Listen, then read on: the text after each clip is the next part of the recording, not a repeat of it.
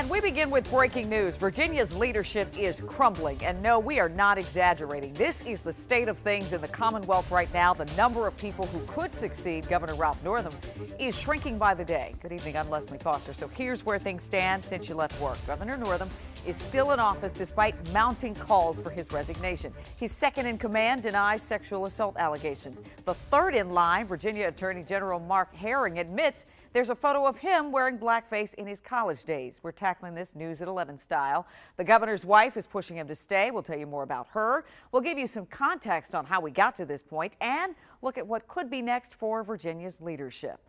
But first, let's talk about the woman accusing Lieutenant Governor Fairfax of sexual assault. Her name is Dr. Vanessa Tyson. Fairfax has denied her allegations, but those who know Tyson say there's no reason to doubt her story. Mike Valerio has been breaking news left and right on this story for days. Tonight, he spoke with one of Dr. Tyson's colleagues.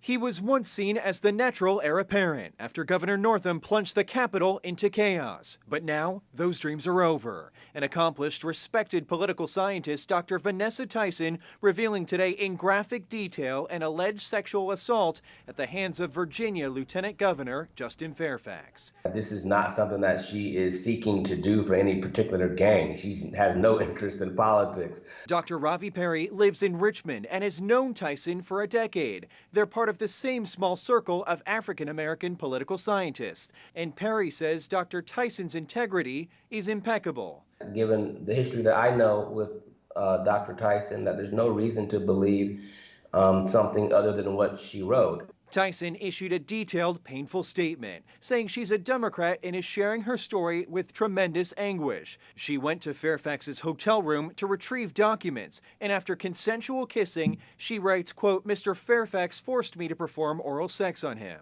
Fairfax vehemently denied the allegation and responded by saying, "Reading Dr. Tyson's account is painful. I've never done anything like what she suggests." But in a sign that prominent Democrats could be ready to abandon the man holding Virginia's second highest office, Congresswoman Jennifer Wexton published her view in a single tweet, writing, quote, "I believe Dr. Vanessa Tyson."